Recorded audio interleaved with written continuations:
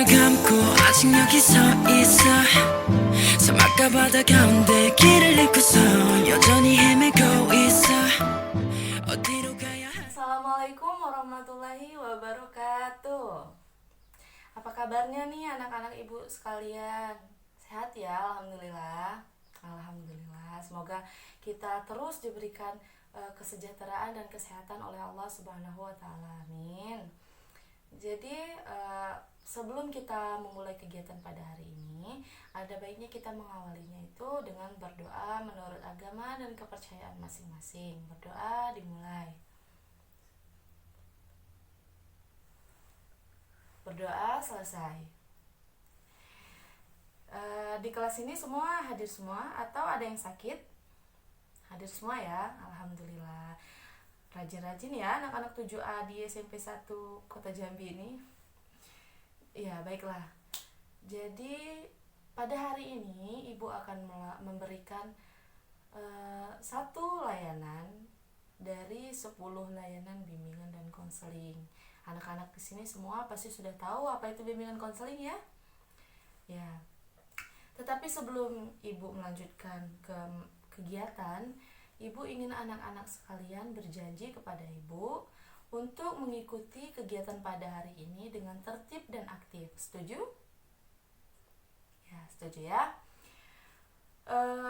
Sebelumnya Ibu ingin memperkenalkan diri Ibu terlebih dahulu. Perkenalkan, nama Ibu Kurnia Mutiara Indah. Ibu dari program studi bimbingan dan konseling Fakultas Keguruan dan Ilmu Pendidikan Universitas Jambi. Apakah anak-anak ada yang ingin bertanya? Ya ada ya. Nanti kalau misalnya anak-anak ingin bertanya, silakan datang ke ruang BK. Baiklah, kita langsung saja masuk ke materi. Jadi hari ini Ibu ingin memberikan materi tentang hidup harus beretika. Nah, anak-anak di sini pasti sudah tahu ya apa itu etika. Ada yang tahu? Ya, jadi etika itu adalah norma-norma, nilai-nilai, atau yang sering kita ketahui itu dengan peraturan-peraturan. Tetapi berbeda dengan peraturan biasanya, peraturan yang kali ini itu selalu kita gunakan pada kehidupan sehari-hari kita. Nah, peraturan-peraturan atau etika ini biasa juga sering kita kenal dengan yang namanya tata krama, seperti itu ya. Pasti di sini anak-anak semuanya selalu menggunakan tata krama, selalu menggunakan etika, karena Ibu yakin anak-anak di kelas ini itu baik-baik semua, orangnya itu beretika semua ya nak. Ya, jadi setelah dari pengertian etika tadi Ibu, itu kenapa sih etika itu sangat penting untuk kita gitu. Nah, kalau menurut Ibu sih ya, etika itu sangat penting ya untuk kehidupan kita. Karena itu menguntungkan diri pribadi kita dan menjadikan diri pribadi kita itu lebih baik ke depannya. Tapi dari beberapa artikel yang Ibu dapat itu ada 3 yang Ibu temukan. Bisa anak-anak lihat di layar ini. Yaitu yang pertama, etika menjadi dasar dalam bertindak. Lalu etika membuat masyarakat menjadi teratur. Lalu untuk menenteramkan hati. Nah, kita bahas atau kita kupas satu persatu terlebih dahulu. Nah, yang pertama ini ada etika menjadi dasar dalam bertindak. Ada yang tahu maksudnya di sini apa? Ya, jadi maksudnya di sini adalah etika itu menjadi acuan-acuan atau batasan-batasan dalam kita bertindak. Nah, selayaknya peraturan nih, misalnya Ibu contohkan peraturan-peraturan di sekolah. Nah, bajunya di peraturannya, bajunya itu dimasukin ke dalam. Nah, celananya jangan dilepisin. Nah, gunakanlah sepatu berwarna hitam.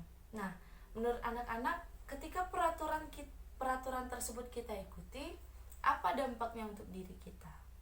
Dampaknya baik bukan? Yaitu agar kita itu terlihat rapi dan seragam dengan yang lainnya, seperti itu. Begitu juga dengan etika. Etika itu digunakan dalam kehidupan sehari-hari untuk agar kita itu tetap dalam batasan-batasan tindakan yang baik. Misalnya nih, etika menjadi dasar dalam bertindak itu misalnya contohnya kalau misalnya kita lewat di depan orang tua. Aturannya kalau kita lewat di depan orang yang lebih tua itu, kita harus membungkukkan badan sambil bilang permisi bu, permisi bapak. Nah begitulah kita masih bisa beretika ya. Itu tadi contoh etika menjadi dasar dalam bertindak. Itu contoh kecil loh nak. Pasti anak-anak di sini sudah diajarkan ya di rumah bagaimana cara lewat di depan orang lebih tua. Nah, lalu etika membuat masyarakat menjadi teratur. Ketika kita semua melakukan atau menerapkan etika-etika tersebut dalam diri pribadi kita, insya Allah tidak ada yang namanya itu percekcokan, lalu tidak ada yang namanya kontra di dalam kehidupan kita sehari-hari. Jadi itu akan menenteramkan kehidupan masyarakat yang ada di sekitar kita. Nah, lalu Ibu sambung dengan contoh yang tadi, ketika kita berkata permisi ibu bapak sambil membungkukkan badan, mungkin orang-orang yang lebih tua itu merasa, wah saya dihargai di sini, bahwa anak ini sopan santunnya sangat kuat sekali. Nah, tak ayal kita nantinya akan turut juga dihargai oleh orang yang lebih tua. Nah tuh, beruntung juga kan kalau kita beretika baik. Nah, kalau sudah saling menghargai seperti itu kan tidak ada tuh yang namanya keributan, tidak ada yang namanya percekcokan seperti itu. Lalu yang ketiga itu untuk menenteramkan hati. Nah, ketika semuanya tidak ada percekcokan, ketika kita semua saling menghargai, itu gimana tuh perasaan hati kita? Tentram kan? Nah, begitulah. Etika itu sangat baik dan sangat penting untuk kehidupan kita sehari-hari. Nah, Ibu yakin ya di sini anak-anak di kelas ini itu semuanya beretika baik ya. Lanjut ke karakteristik etika. Nah, di sini Ibu menemukan ada 4 ya. Yang pertama itu berlaku tanpa disaksikan. Lalu yang kedua itu absolut dan mutlak. Yang ketiga itu cara pandang batinia, dan yang keempat itu terkait perbuatan dan perilaku manusia. Nah, kalau kita kupas satu-satu, yaitu dari berlaku tanpa disaksikan. Misalnya seperti ini, etika itu selalu ada dan berlaku walaupun tanpa orang melihat. Kalau Ibu jelaskan tadi permisi Pak, Bu, itu kan ada orang tua atau orang-orang sekitar yang melihat ya.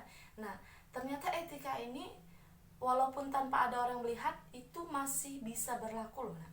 Misalnya gini, anak-anak mencuri, walaupun tidak diketahui oleh orang lain, yang namanya mencuri itu merupakan tidak baik. Nah, seperti juga menguping ataupun mengintip.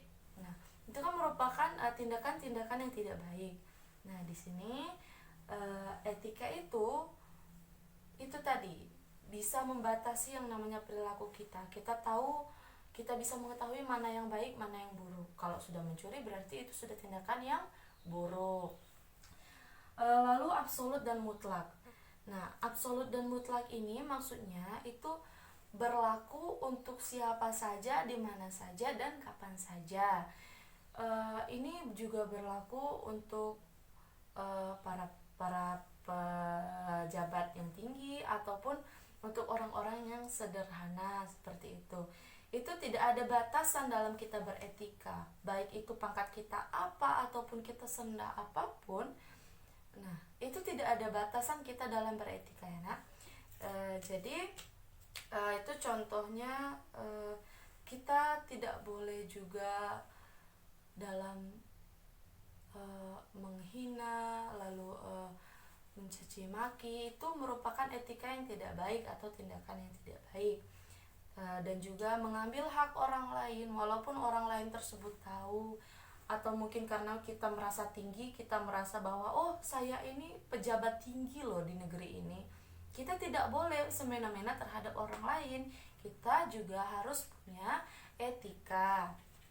Lalu yang ketiga itu ada cara pandang batinia. Nah, cara pandang batinia itu seperti kalau misalnya nih anak-anak nih pasti di rumah tuh diajarin kan sama orang tua anak-anak. Itu kayak, nah ini baik loh, ini tidak baik, seperti itu. Pastikan sampai sekarang pun kita sudah sebesar ini, pasti kita masih diajari hal-hal yang baik. Nah, itu tadi yang ibu katakan tadi, cara pandang batinia. Misalnya orang tua anak-anak itu bilang, nak, kalau misalnya di depan orang tua itu harus permisi, atau misalnya nak, kalau di depan orang-orang yang sederhana itu jangan sombong. Nah, itu tuh kan cara pandang batiniah itu anak-anak. Lalu yang keempat itu terkait perbuatan dan perilaku manusia. Nah, maksudnya di sini yang kita ketahui di sekitar kita itu kan kayak misalnya kita ketahui sendiri itu bahwa mencuri itu tidak baik, mengintip tidak baik, menguping pembicaraan orang lain itu tidak baik. Nah, itu tuh kan perbuatan-perbuatan yang sering kita temukan di sekitar kita. Kalau kita apa tuh, melawan orang tua juga itu tidak baik. Nah, itu kan perbuatan atau perilaku yang sering kita temukan di sekitar kita. Nah, jadi etika di sini tuh intinya kita bisa membedakan mana yang baik, mana yang buruk, seperti itu ya. Lalu kita lanjut ke contoh etika baik dan etika buruk. Ada yang tahu anak-anak di sini contoh-contoh etika baik seperti apa? Ya, betul sekali. Jadi contoh-contoh etika baik itu sebenarnya sangat-sangat sederhana, anakku. Kalau di kehidupan sehari-hari kita, misalnya kita masuk ke rumah, itu kita mengucapkan salam, lalu kita mencium tangan orang tua, kita membuang sampah pada tempatnya, kita mengikuti aturan atau tata tertib yang ada, lalu kita meminta maaf ketika kita salah. Nah, itu merupakan etika atau tindakan-tindakan baik yang bisa anak-anak lakukan pada kehidupan sehari-hari anak-anak sekalian. Sebenarnya tidak susah-susah kok kalau kita melaksanakan etika tersebut gitu. Ibu yakin nih anak-anak ibu di sini itu melakukan etika-etika yang baik pada kehidupan sehari-harinya ya. Lalu contoh etika yang buruk itu seperti apa sih Bu? Nah, anak-anak di sini ada yang tahu? Ya, betul sekali ya. Jadi etika-etika yang buruk itu misalnya kebalikan dari contoh-contoh sederhana tadi yang ibu berikan. Misalnya masuk rumah langsung marah-marah, atau melempar barang-barang yang mungkin tidak seharusnya, seperti itu.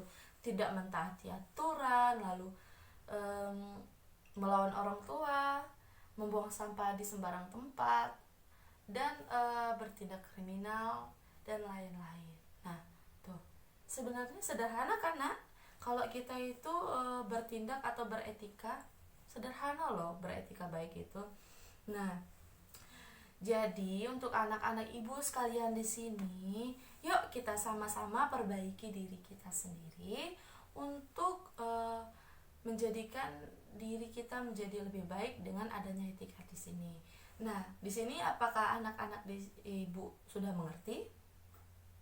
Sudah ya. Nah, coba di sini ada yang bisa menyimpulkan atau bisa memberitahu teman-temannya inti dari kegiatan kita pada hari ini.